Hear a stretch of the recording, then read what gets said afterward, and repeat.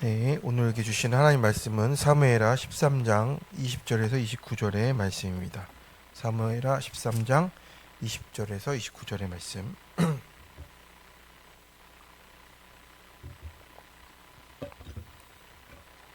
함께 읽겠습니다.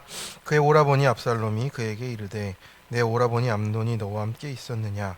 그러나 그는 내 오라버니이니 누이야 지금은 잠잠히 있고 이것으로 말미암아 근심하지 말라 하니라. 이에 다말이 그의 오라버니 압살롬의 집에 있어 처량하게 지내니라. 다윗 왕이 모든 일을 듣고 심히 노하니라. 압살롬은 암논이 그의 누이 다말을 욕되게 하였으므로 그를 미워하여 암논에 대하여 잘잘못을 압살롬이 말하지 아니하니라. 만 2년 후에 에브라임 곁 바알하솔에서 압살롬이 양털을 깎는 일이 있음에 압살롬이 왕의 모든 아들을 청하고 압살롬이 왕께 나아가 말하되 이제 종에게 양털 깎는 일이 있사오니 청하건대 왕은 신하들을 데리시고 당신의 종과 함께 가사이다 하니 왕이 압살롬에게 이르되 아니라 내 아들아 이제 우리가 다 갈 것 없다 내게 누를 끼칠까 하노라 하니라. 압살롬이 그에게 간청하였으나 그가 가지 아니하고 그에게 복을 비는지라.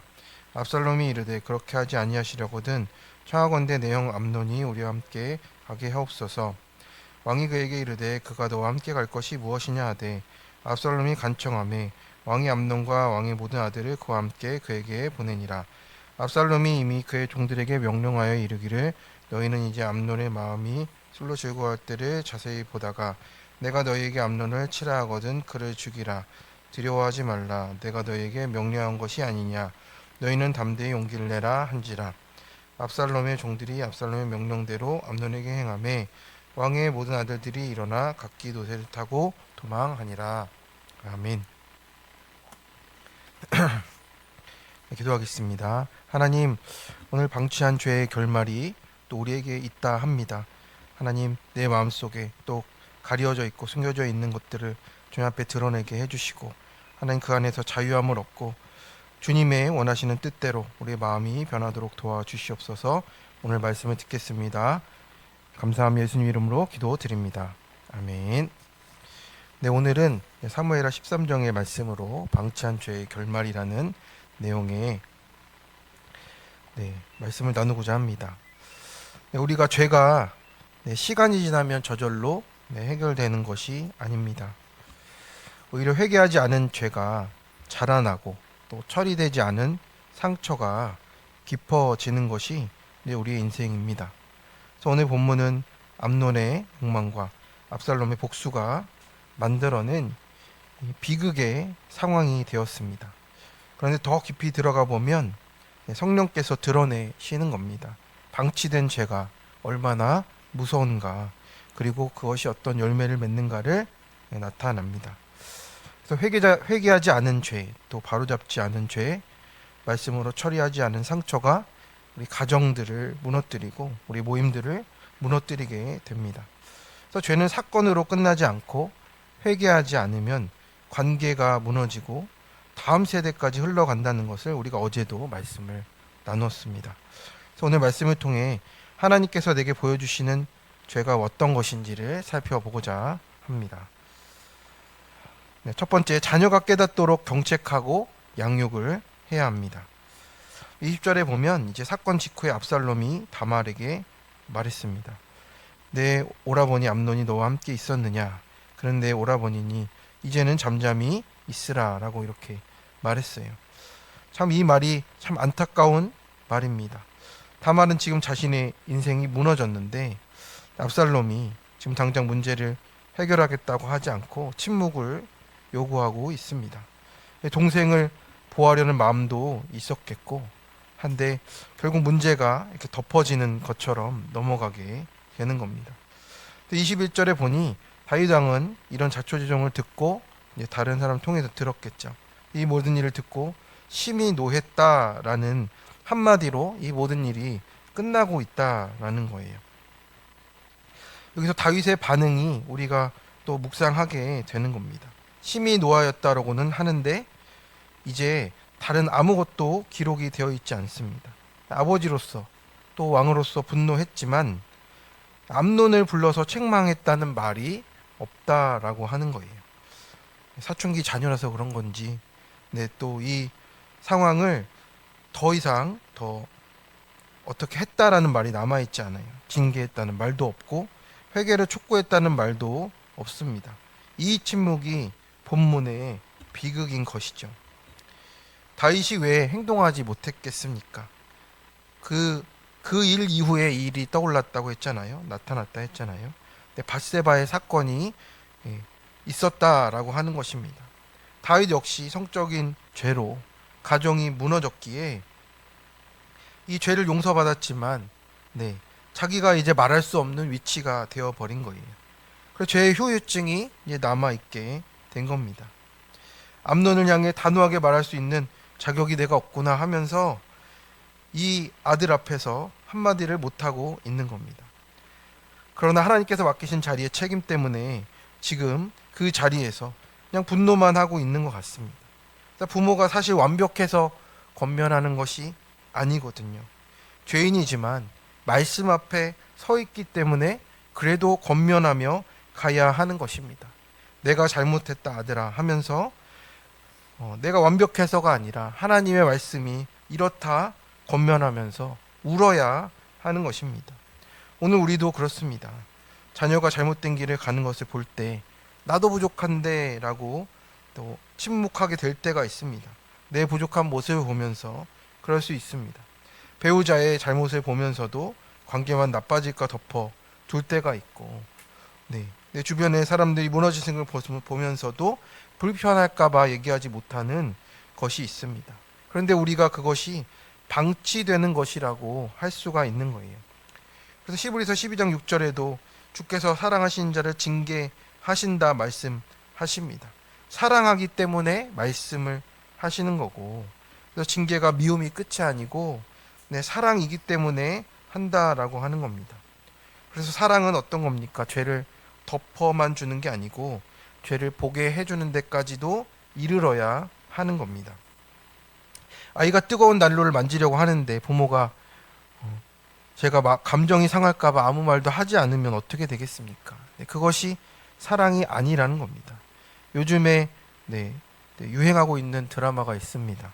미국에서도 뭐 난리가 났다 하는데 참교육이란 드라마를 아십니까?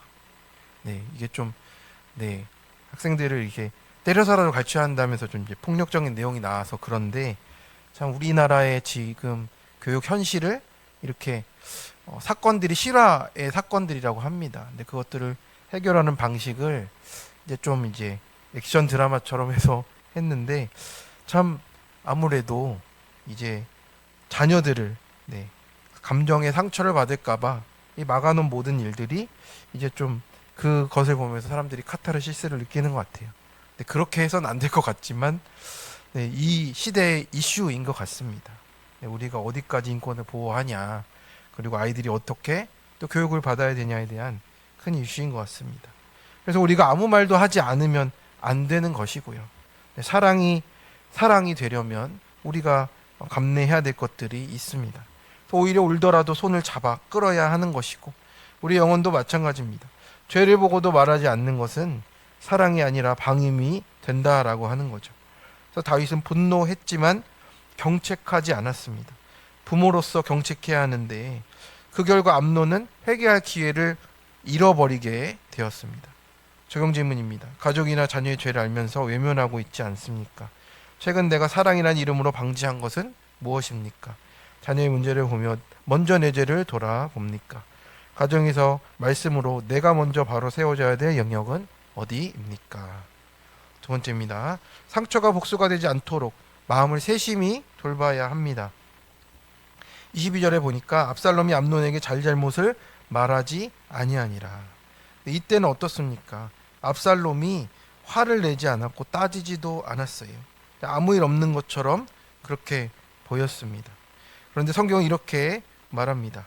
이는 그가 그의 누이 다말을 욕되게 함으로 암논을 미워함이었더라.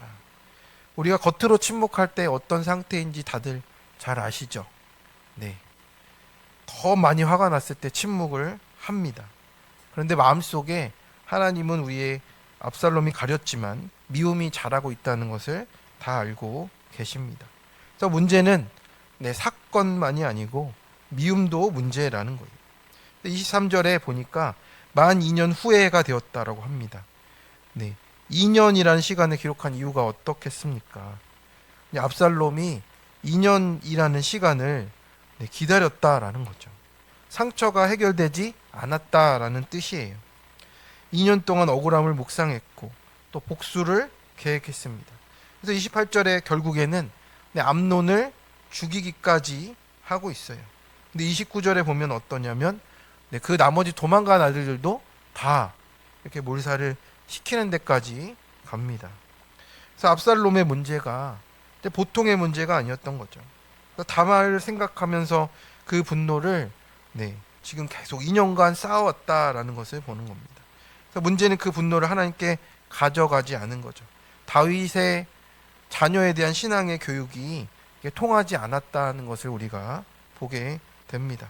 참으로 안타까운 일이 되는 것이죠.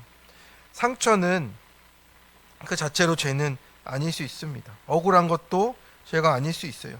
그러나 상처를 하나님께 맡기지 않고 억울함을 붙들고 있으면 쓴 뿌리가 되어서 우리가 먹는 것마다 다 쓴 뿌리로 나오게 되어 있다라는 거예요. 쓴 열매로 나오게 되어 있다라는 겁니다. 그래서 히브리서 12장 15절은 뭐라고 말씀합니까? 쓴 뿌리가 나서 괴롭게 하고 많은 사람이 이로 말미암아 더러움을 입을까 두려워하라 라고 말을 합니다. 그래서 압살롬의 쓴 뿌리가 자기만 무너뜨린 것이 아니고 결국에는 암논도 그리고 도망갔던 왕자들도 그래서 다윗 가문을 무너뜨리는 그 일까지도 일으키게 됩니다. 훗날 자신도 멸망의 길을 가게 되는 하나님을 찾지 않는 그 모든 길을 가게 되었습니다.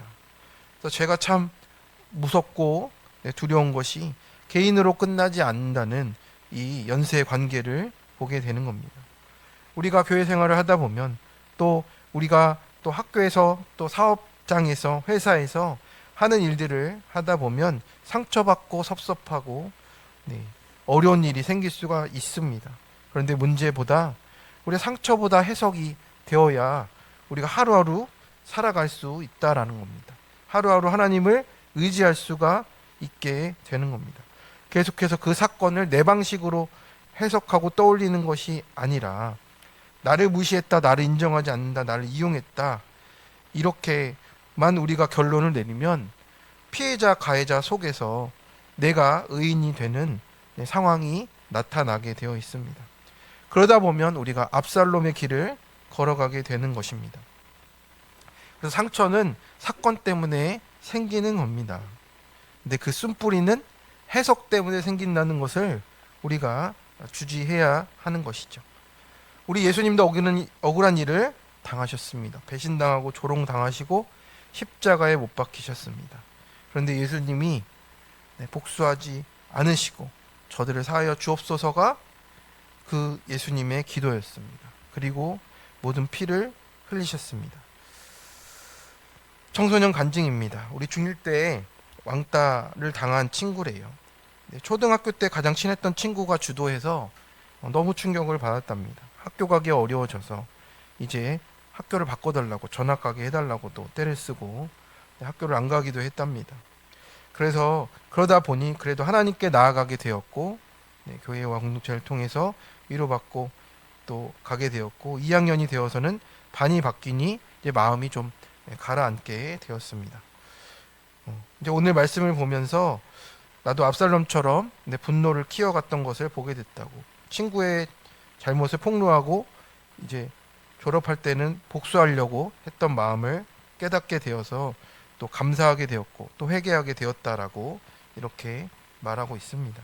그래서 나와 같은 상황을 당하는 친구에게 나누면서 또 살리는 일을 하고 싶다고. 중1 친구지만 중2 친구지만 어떻습니까?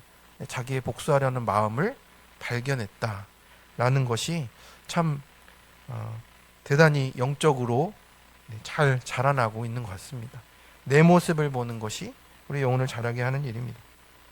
그래서 오늘 본문은 암논의 죄만 얘기하는 것이 아니고 다윗의 방치와 압살롬의 쓴뿌리가 함께 나타나고 있어요. 암논은 욕망을 방치했고 다윗은 죄를 방치했고 압살롬은 상처를 방치했습니다.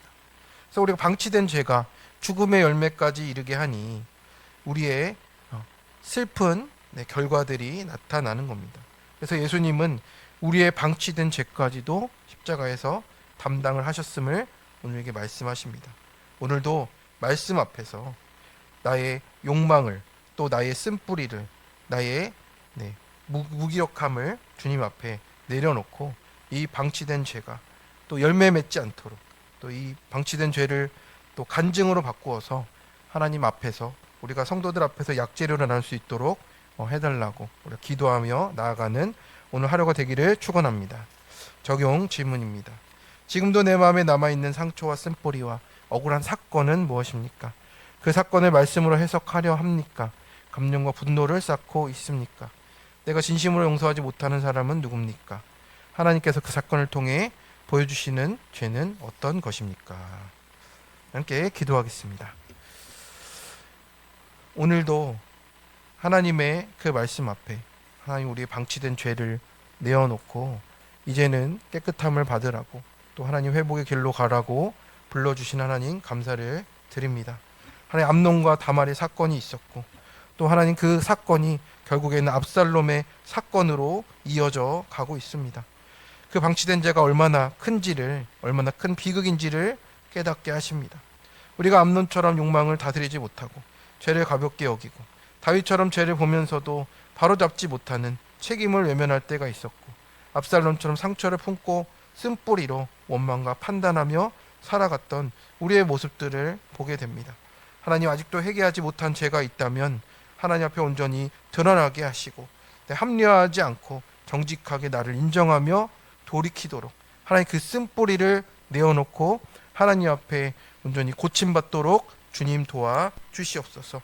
우리 가정과 모든 관계와 모든 삶 속에 하나님의 화평과 그 진리가 임할 수 있도록 도와주셔서 하나님이 이끌어 가시는 인생 되어지도록, 하나님 어려운 일이 있을 때도 하나님께 내어놓으며 회복되어 가는 인생 되어지도록 주님 붙잡아 주시옵소서. 오늘 하루도 말씀을 붙들게 하시고 죄를 방치하지 않고 즉시 회개하며 상처를 주님께 맡기며 모든 사건 속에서도 내 죄를 먼저 보며 십자가의 은혜를 기억하며 가도록 도와 주시옵소서. 우리 끝까지 사랑하시고 회개할 길을 열어주신 우리 주 예수 그리스도의 이름으로 기도드립니다. 아멘.